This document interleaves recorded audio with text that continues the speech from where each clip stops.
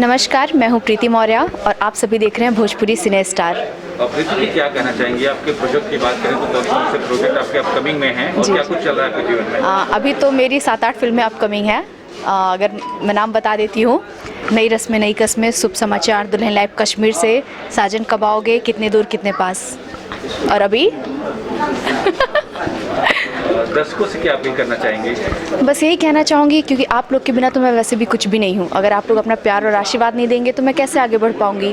तो बस आप लोगों से यही रिक्वेस्ट है कि प्लीज़ ऐसे ढेर सारा प्यार और सपोर्ट करते रहिए मुझे, ताकि मैं ऐसी अच्छी और डिफरेंट फिल्में आप सभी के लिए लेकर आती रहूँ। तो क्या कुछ मसाला देने वाली हैं इस फिल्म में आप?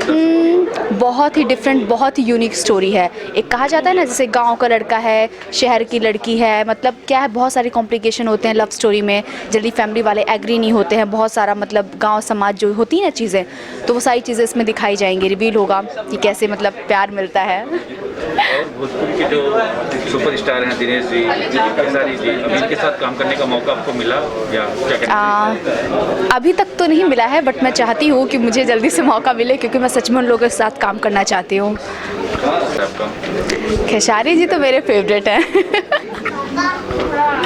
बाकी और कुछ नहीं कहना चाहूँगी। Thank you.